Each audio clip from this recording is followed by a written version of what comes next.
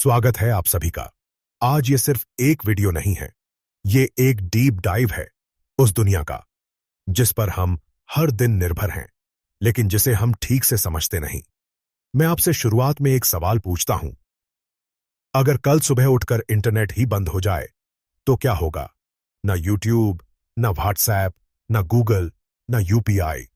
Banking रुक जाएगी, online business ठप हो जाएंगे, स्टॉक मार्केट गिर सकता है और सबसे बड़ी बात, आपको यह भी नहीं पता चलेगा कि दुनिया में क्या हो रहा है। अब आप कहेंगे ऐसा थोड़ी होता है, लेकिन सच्चाई यह है, ऐसा हो सकता है और उसके संकेत आज दिखने लगे हैं। लेकिन उससे पहले आइए सबसे बेसिक सवाल से शुरुआत करते हैं। दुनिया में इंटरनेट की पहुंच क्या है? आज के समय में दुनिया की लगभग 65 से 70% आबादी इंटरनेट का उपयोग करती है, लेकिन यह बराबर नहीं है। विकसित देशों में जैसे अमेरिका, यूरोप, जापान, यहां 90% से ज्यादा लोग इंटरनेट पर है। विकासशील देशों में जैसे भारत, अफ्रीका 50 से 70% के बीच। यानी इंटरनेट हर जगह है, लेकिन बराबर नहीं है। भारत की स्थिति, भारत आज दुनिया के सबसे बड़े इंटरनेट देशों में से एक है। लगभग 850 से 900 मिलियन यूजर्स। शहरों में लगभग हर व्यक्ति कनेक्टेड है, गांवों में भी तेजी से बढ़ रहा है। और सबसे बड़ी बात, भारत में इंटरनेट का सबसे बड़ा सोर्स है mobile internet, 4G and 5G। और इसमें सबसे बड़ा बदलाव किसने किया? रिलायंस जियो के सस्ते डेटा प्लान ने इंटरनेट को आम आदमी तक पहुंचा दिया। अब अगला सवाल, इंटरनेट असल में है क्या? बहुत लोग सोचते हैं वाईफाई, टावर, सैटेलाइट, लेकिन सच्चाई यह है, इंटरनेट कोई एक चीज नहीं है, यह है एक पूरा system. Internet basically data, servers, network, devices का कॉम्बिनेशन है। डेटा जो हम बनाते हैं, जैसे वीडियो, मैसेज, वेबसाइट, सर्वर्स, जहां यह स्टोर होता है। नेटवर्क जो इसे पहुंचाता है।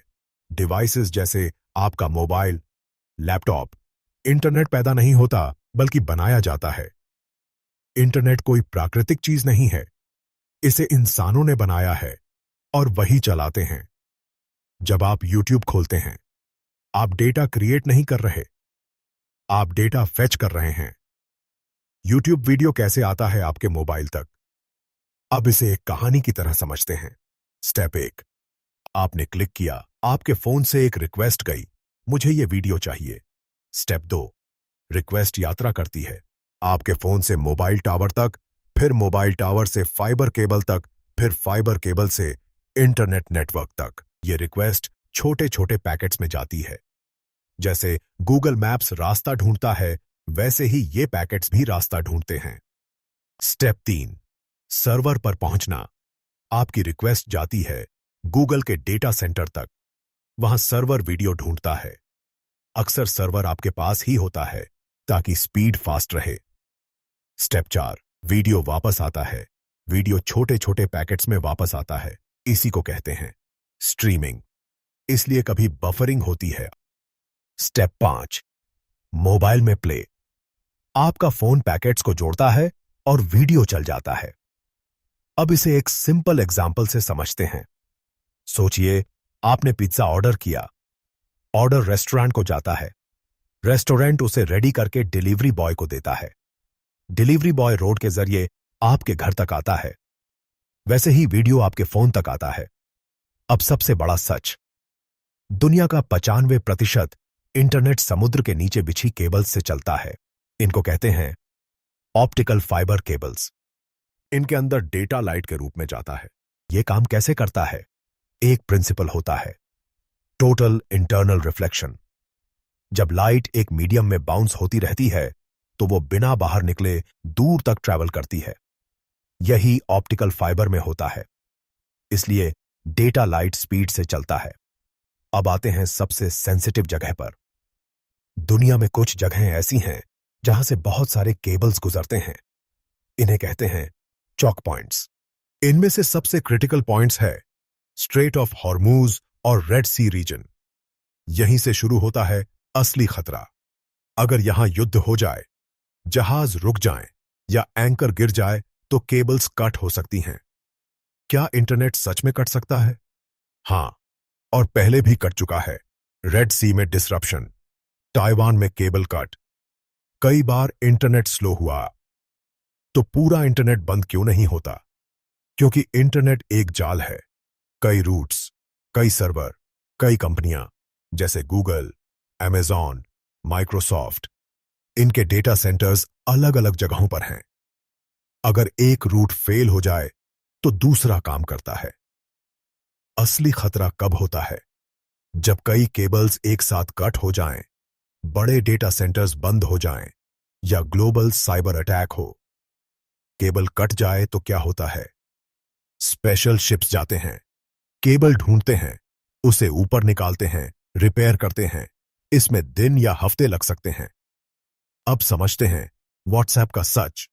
अब एक कॉमन सवाल, क्या आपका व्हाट्सएप मैसेज यूएसए जाता है?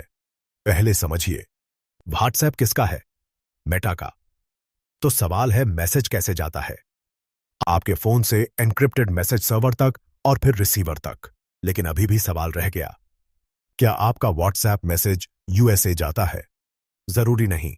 अगर दोनों इंडिया में हैं, मतलब अगर सर्वर इंडिया के पास है तो इंडिया में ही रहेगा।